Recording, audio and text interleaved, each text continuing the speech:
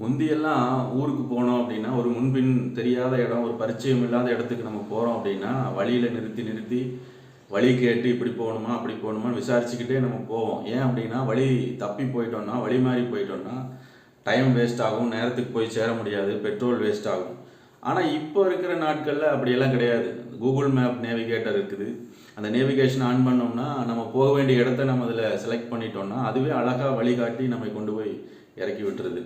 ஆனா, நம்முடைய வாழ்க்கை என்கிற அந்த பயணத்துக்கு இப்படி ஒரு நேவிகேஷன் இருந்தா நல்லா இருக்குமே, ஒரு வழிகாட்டி இருந்தா நல்லா இருக்குமே அப்படின்னு நம்ம நினைச்சோம் அப்படின்னா, என்னை பொறுத்த அளவுக்கு என்ன அப்படின்னா, நம்மகிட்ட அந்த ஏற்கனவே அந்த நேவிகேஷன் வழிகாட்டி இருக்குது.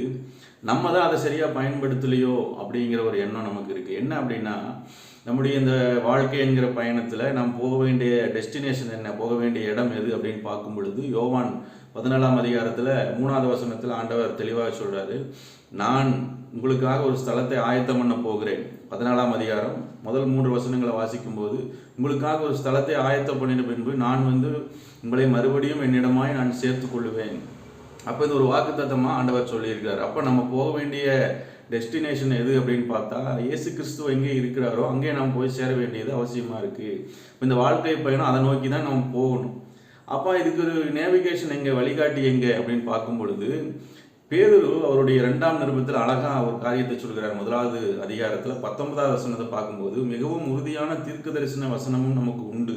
ஏன்னா கர்த்தர் வாக்கு பண்ணி இருக்கிறார், தன்னிடமாய் சேர்த்துக் கொள்ளுவேன், நித்திய ஜீவன் உனக்கு தருவேன்னு சொல்லியிருக்காரு. அந்த வாக்கு தத்தம் நமக்கு இருக்குது.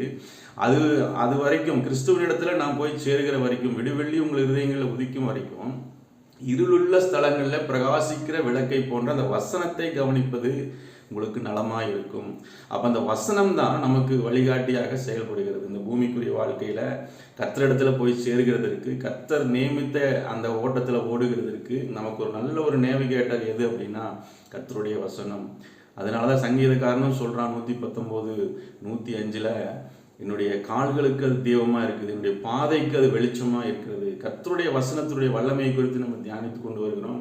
இன்றைக்கு நம்ம பார்க்கிறோம், அது நம்மளுக்கு வழிகாட்டியாக அது செயல்படுகிறது. கர்த்தருடைய வசனத்தின இருக்கிற அந்த வல்லமை நமக்கு சரியான ஒரு வழிகாட்டியாக கிறிஸ்துவனிடத்துல சரியாய் கொண்டு போய் சேர்க்கிற, கிறிஸ்துவுக்கு பிரியமாய் வாழ்கிற, எங்கே லெஃப்ட் எடுக்கணும், எங்கே ரைட் போகணும், எங்கே பாதை தவறாகுது, அங்கே நீ யூ டர்ன் பண்ணு, இந்த இடத்துல நில்லு, இங்கே திரும்புன்னு சொல்லி சரியான ஒரு வழிகாட்டியாக நமக்கு கர்த்தருடைய வசனம் தான் நமக்கு வழிகாட்டியாக இருக்கிறது. அதை நம்ம பயன்படுத்த நம்ம பழகணும். அது பழகுனாதான் நமக்கு அது பயனுள்ளதாக இருக்கும்.